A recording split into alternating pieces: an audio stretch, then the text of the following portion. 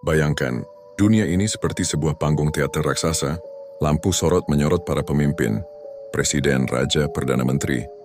Mereka berdiri di depan podium, tersenyum, mengangkat tangan seolah mengendalikan segalanya. Penonton, yaitu kita, bertepuk tangan. Tapi, pernahkah lo bertanya siapa yang menulis naskahnya? Siapa yang memutuskan kapan tirai dibuka? Dan kapan harus ditutup? Teori konspirasi menyebut, ada sebuah kekuatan yang tidak terlihat, sebuah pemerintahan bayangan. Mereka tidak dipilih, tidak berwajah publik, dan tidak peduli siapa yang berdiri di panggung. Karena mereka mengatur panggungnya. Mereka bekerja di balik pintu tertutup. Meja-meja panjang dengan peta dunia terbentang di atasnya. Pena mereka bukan sekadar menulis, tapi menentukan nasib jutaan orang. Satu tanda tangan bisa menggerakkan pasukan. Satu telepon bisa mengguncang pasar keuangan. Dari balik layar mereka mengatur harga minyak, menentukan arah kebijakan, bahkan memutuskan kapan sebuah perang harus dimulai atau diakhiri. Bukan demi negara, bukan demi rakyat, tapi demi satu hal, kekuasaan yang abadi.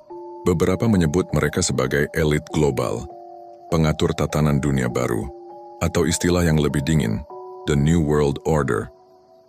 Dan konon, mereka hanya mengundang segelintir orang ke meja mereka, orang-orang yang kekayaannya begitu besar, pengaruhnya begitu dalam, sampai tidak ada hukum yang bisa menjamahnya. Masalahnya, bayangan ini tidak pernah terekam kamera, tidak ada bukti yang jelas. Yang ada hanyalah potongan-potongan, kebijakan global yang tiba-tiba seragam, krisis yang datang seperti terencana, dan wajah-wajah yang selalu muncul di balik perusahaan dan lembaga yang berbeda. Mungkin itu semua hanya kebetulan, atau mungkin kita semua hanyalah pion di papan catur yang bahkan tidak pernah kita lihat. Dan seperti semua bayangan, mereka akan tetap ada selama lampu panggung ini masih menyala.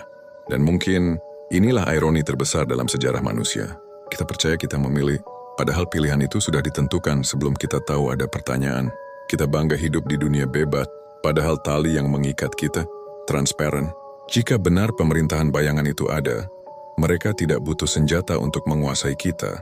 Cukup kendalikan informasi, dan buat kita percaya bahwa semua ini adalah pilihan kita sendiri.